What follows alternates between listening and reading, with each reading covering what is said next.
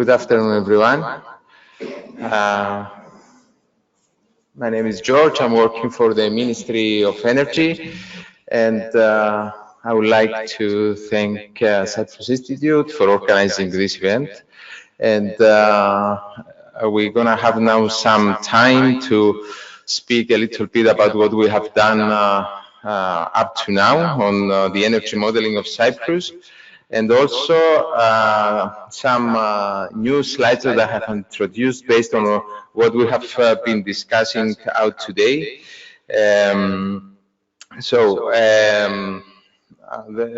I'm going to present now is a general overview of our planning, the existing status of renewable energy in Cyprus, some results on the long-term planning, the grid analysis that we have done, and the challenges and the next steps and what we have to face for 2030, basically. So, Cyprus energy facts.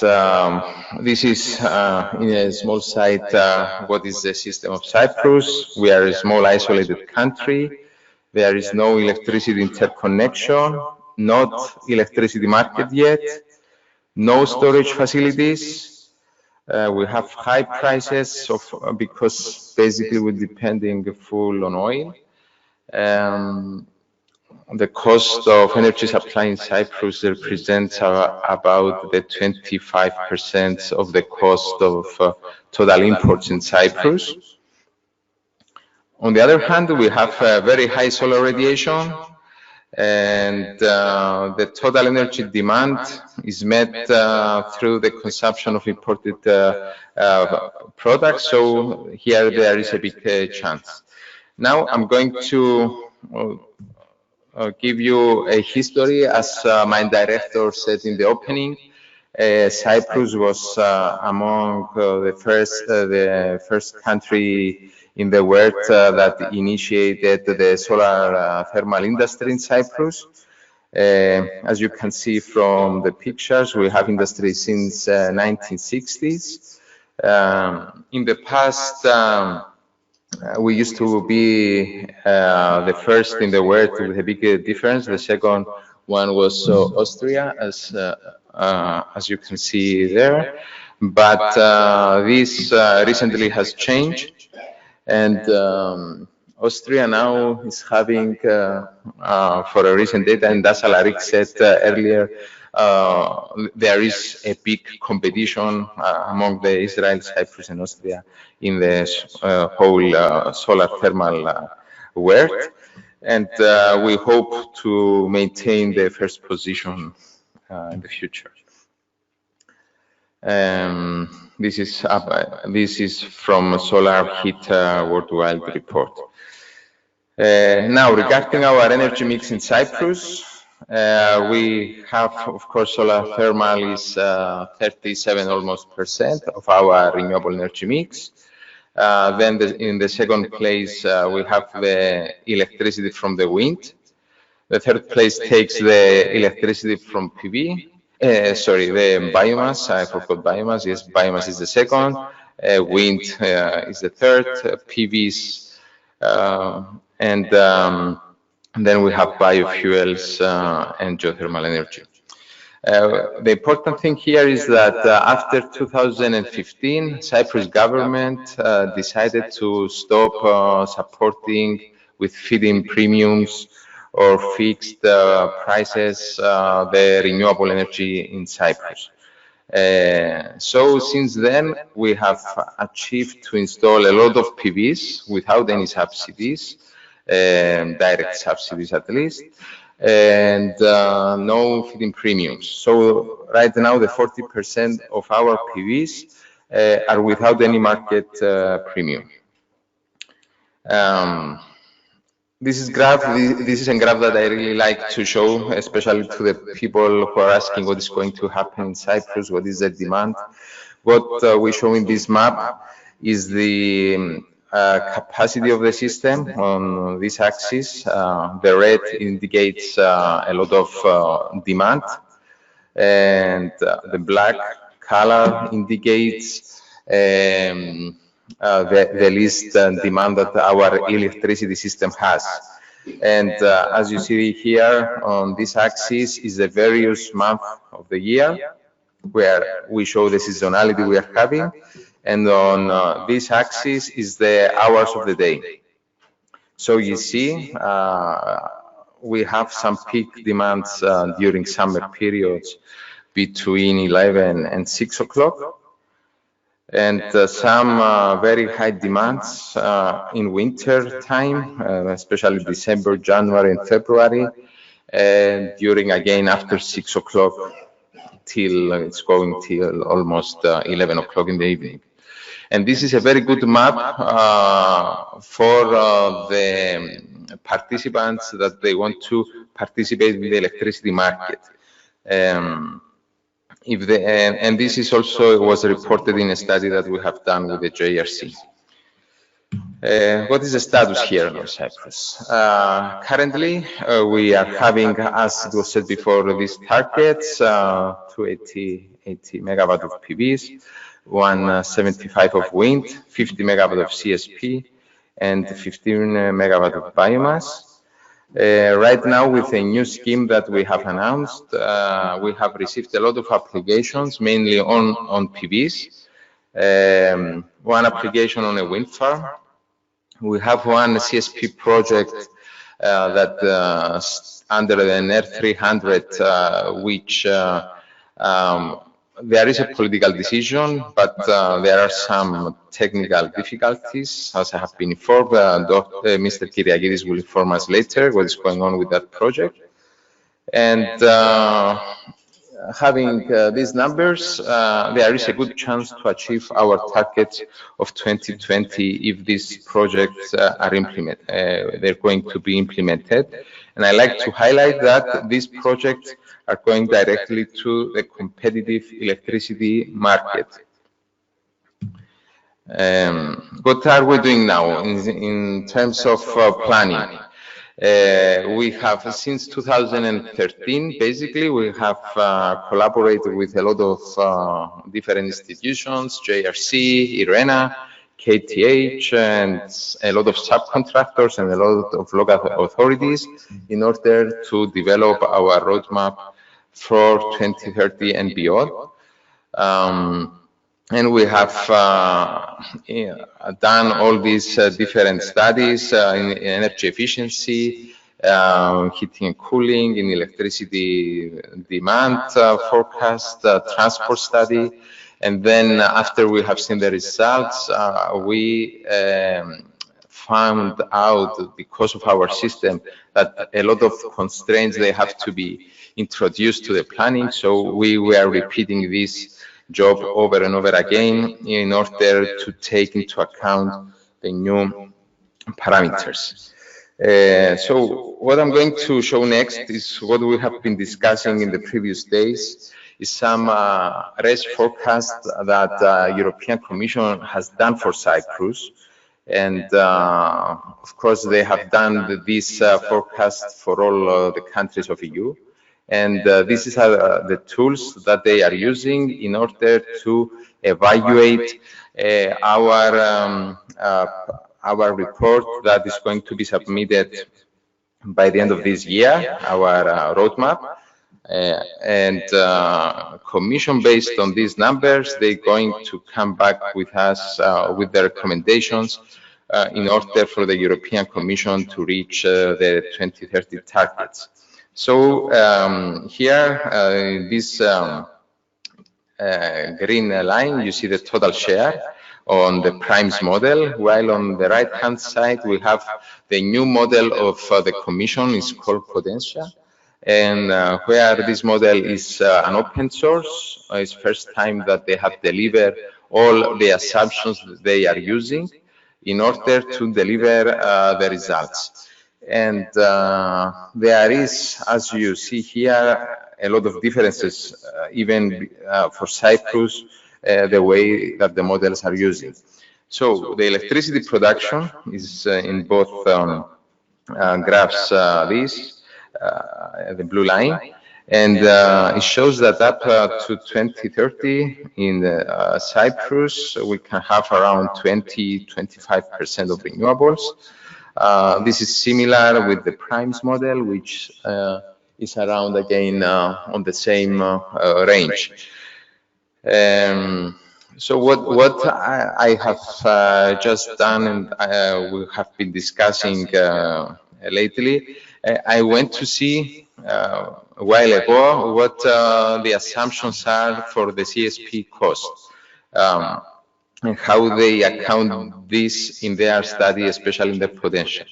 And the graphs I was able to obtain from the model is this, what you can see on the top right is the efficiency of the CSP plants. They are assuming that this is going to stay constant, which, as of what we have seen today, this is not the case. On the graph, on the capital cost with 2010 prices, you see that the cost is very high. It's around 9,000 and is declining, but not in the range that Stella and other organizations are having. Of course, they're having this range, so it depends on the technology. They have different range. And why am I showing this? Because I take the opportunity of Dr. Luis Crespo that he mentioned that he maybe have numbers. So in the case of Cyprus, because we are allowed to have our own consumption, our own assumptions, if other numbers are better than this, and we can include them in our national action plan, after we evaluate, we don't have problem to do it, since we are going for a competitive market. So we are not giving any premium, we are not giving any other special treatment, so we don't have any problem. And this is the vision of the Commission. They want to be transparent. That's why they have disclosed all this information. This is some preliminary results of our modeling, very similar with what the models of the European Commission up to 2030. So based on the old assumptions that we have used, the Cyprus can reach up to 17% in 2030. Of course, this is revised right now. We are waiting for the new scenarios to be analyzed because the study was done almost 2 years ago. But the heating and cooling sector, as it shows here, they is going to have again the leading role up to 2030. So some assumptions, some major assumptions we did, it was that the natural gas will be available in Cyprus after 2020. This is a political decision, and there are a lot of this progress right now going on. Plus, we have assumed that the pump storage on these scenarios was going to be installed in our system. And of course, ideal market conditions, because the market is not operated yet in Cyprus. What we have done in the past with the help of IRENA, there were some sensitivity analyses on imported gas prices. So what we try to model is how the gas prices will affect the penetration of renewable. And of course, as it is obvious, as the prices of gas increases, the renewable penetration increases as well. We have developed a lot of scenarios, more than 18. Some of the scenarios here show the importance of energy efficiency as well. This was the second scenario of IRENA and GIZ, which accounts approximately 1 billion euros of investments in some scenarios, and in the other scenarios where storage and other technologies were introduced, the cost was higher. But the targets were the same. So we set the same target on all the scenarios, and we play with the demand, with energy efficiency, and with different kind of technology, interconnector, etc. So what we have learned from this study is that when we went for consultation with these results, we have strong objections from the transmission system operator. Because of the nature of our system, a lot of things that we have introduced in the model, they were not able to sustain the system. Even if we did some improvements in our long-term study, we have been convinced that we needed to go and do some dynamic stability and transient analysis of the system in order to identify the bottlenecks that we were having. So this job took us almost 2 years to finalize, but we were in a position to have a very interesting results, as we're going to see later on. So our procedure now is to evaluate all these results. Now we're using a bottom-up approach for the needs of the governance, and optimize the CO2, including other sectors. Of course, after we finish all this, we need to go to do the impact assessment study to see other aspects, as we have discussed, which is job creation, health issues, maybe water, resources, etc. So in this effort, we have a lot of support from our local universities, support group of the European Commission, JRC, and some our own work.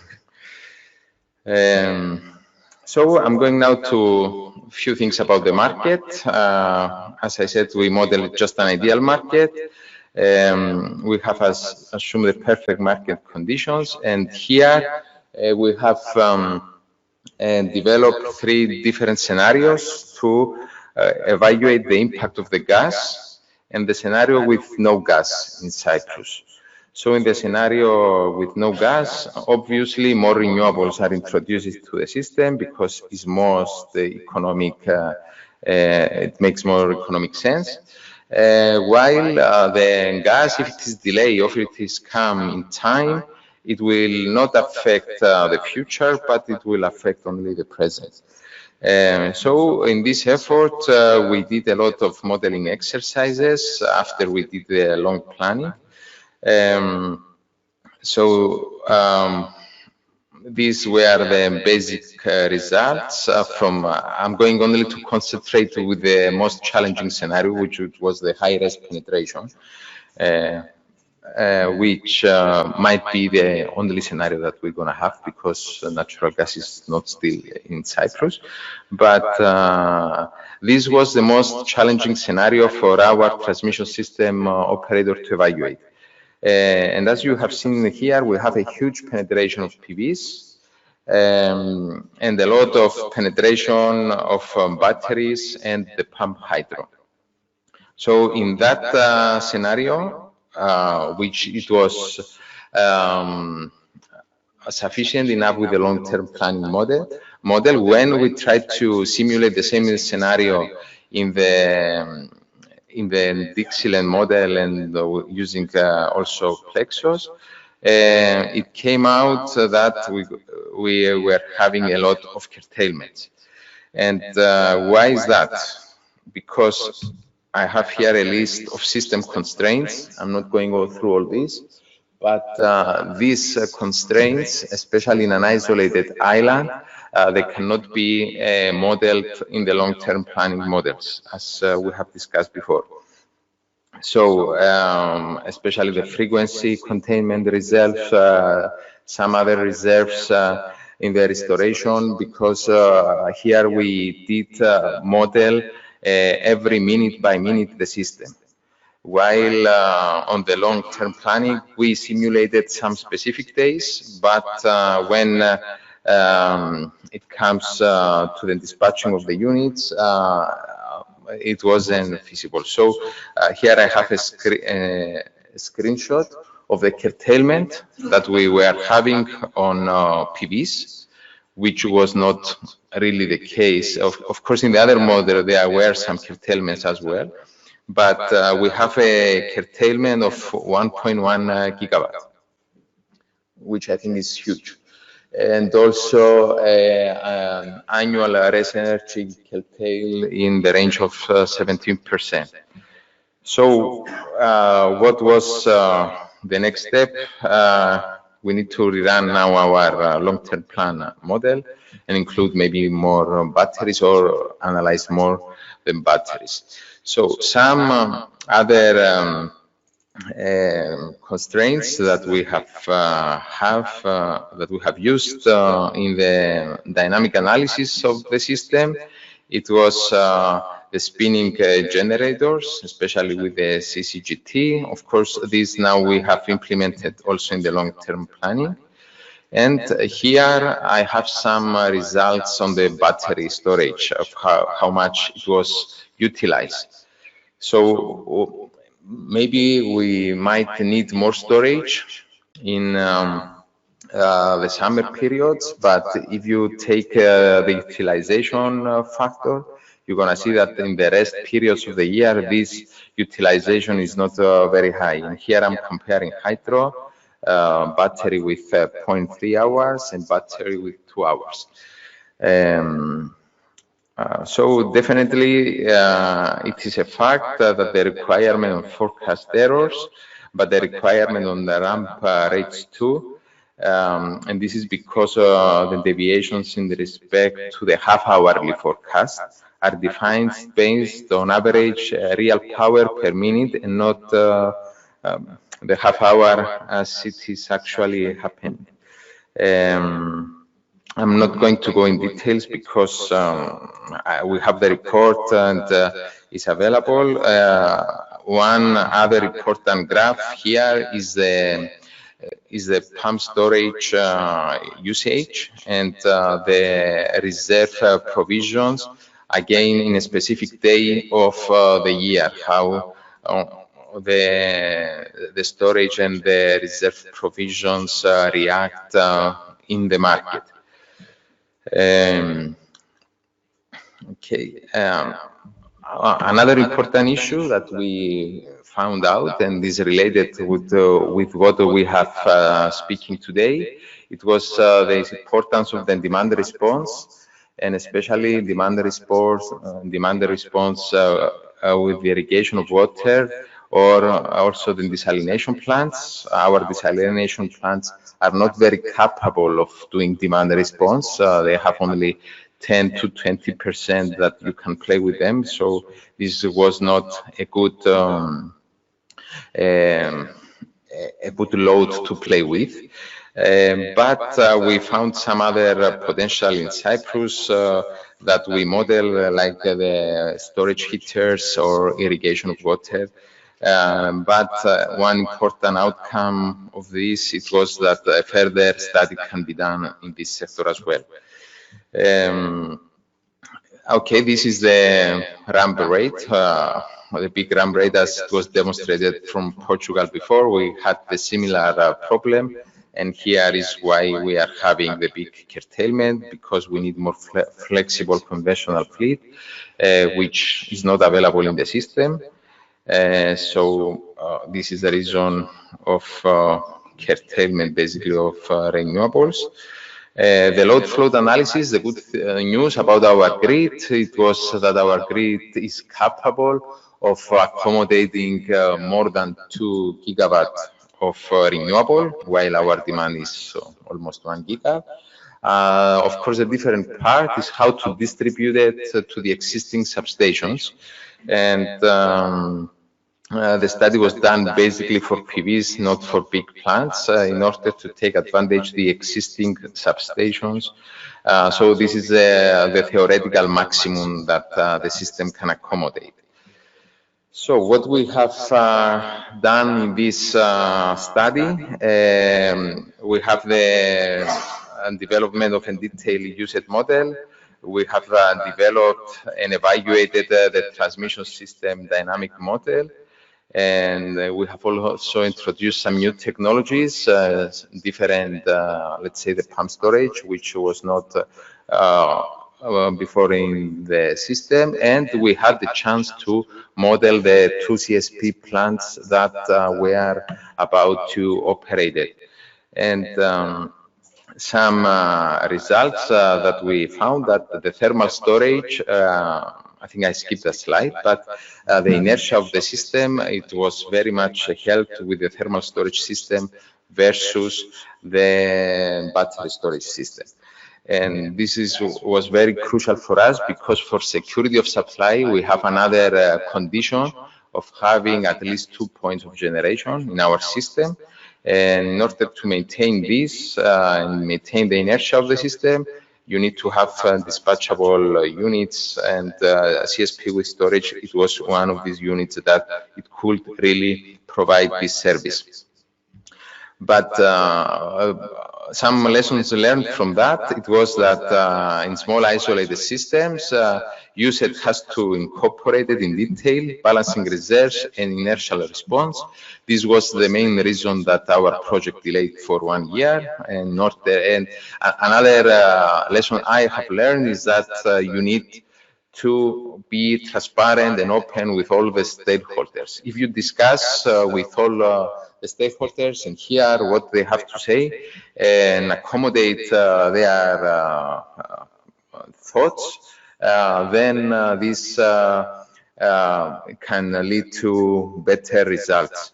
And another observation, it was the under high-res penetration. Long-term energy planning has to take into account dynamic security constraints. A few things about the cost of our system. My director said in the beginning that our investments that we are planning to do up to 2030, they're going to be in the range of 14 to 15 billion euros. And the system cost per year is going to range between 2 and 3 billion euros. The whole system, not only the electricity. Here, okay, I have already discussed about this, about the potential of demand response, about the different storage solutions that we have examined, and how they affect. Recently, when we have been discussing our results with the transmission system operator, he was very concerned about the pump storage system because of the lack of water, and as I have seen from other presentations today, a lot of countries, they're having these big variations. So most probably we cannot rely on pump storage unless the water is coming from desalination. And if the water is coming from desalination, then the cost might increase a little bit. So maybe the pump storage will not be the optimal solution. We have not modeled this yet, but this is the observation. Of course, regarding the batteries, there are new technologies that are coming. We have seen some technologies with the capacitors, some other technologies with the gravity storage that we have been discussing, also with the Professor Papanikolas. And we believe that the next step, especially for Cyprus, if it remains isolated, it will be the storage solutions, and further research will be needed, especially for our system. Okay, our challenges, I have almost said most of them. Storage vs curtailment, when, how to introduce the storage, the interconnection, if it is going to happen or no, the oil price forecast, which I have 1 minute to go through them, and see you another challenge we are facing. This is all the ongoing projects. I'm not going in details on this because I think Nestor have mentioned those. We have the Euro-Africa interconnector, Eurasia, the gas pipelines, the Cyprus gas to EU project. But here is another challenge that we are having on oil. Based on what Commission is suggested, we have found out that there are a lot of variation between scenarios other countries and other hubs. And this is, I think, the biggest mistakes that countries are doing if it is to take into account the oil prices, because as we have seen from the past and the future, the oil prices can never predict it. So we need to think outside of the box to find another way of predicting our future energy mix.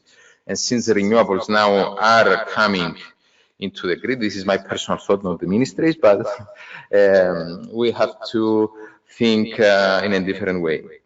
And that way we have done another forecast, because we believe that in the future, since more renewables are coming into the grid, the oil industry will react in the same manner. So in our predictions that we have prepared with some internal model in the ministry and with the help of other consultants, we have developed this scenario of the oil prices, which we believe that it will give us a certain path of how to proceed with our planning. And another graph that shows what I have said. This is the range of avoidance cost in Cyprus, which it can be the electricity price, how it's varying over the time. We have prices for 4 euro cents up to 12 euro cents. And in the past, when we had an explosion in our generating station, this price went higher. I stole this slide from your presentation because I like it. It's exactly exactly what we are having now, the headache we have to tackle. Plus, in Cyprus, we have another two problems to face and identify. So, what to do? At least it's going to be a policy decision. But and I also got some words from Professor Blanco's slide. Whatever decision we have to take it soon, because whatever we're going to submit by the end of 2019 is going to be, we cannot go back, we cannot go below of that, what we are believing. It is very difficult to have a clear plan with all the above uncertainties and constraints, because there are other factors that we were not able to analyze. So our job as a technocrats, in order to give something to the ministers to decide, is not an easy job. And because it is not clear at this point of time what is a bad move or what is a good move to do. One approach we did in the past, and it worked, and it's something that we have been discussing, is wait and see scenario. I remember when I first went into the ministry in 2010, there was a big discussion about PVs, why you are not promoting PVs, you have so many sun. But at that time, the PVs, they had a cost, you know, what was the cost of PVs and how has it been reduced. I remember the feed-in tariffs that we were giving to PVs, so that they were ranging between 31 and 38 euro cents. And imagine if we have been going with long-term contracts, 20 years or 15 years, with 38 euro cents in 2010 or 11 or 12, we were going to be in a bad situation now. Of course, things have changed. Now we are open our electricity market, especially in the market. So we are planning to adjust, to have a flexible planning in order to be able to bias the policy decision and vision, but to be able to adopt into the future. Okay, this is what I have to say. Thank you.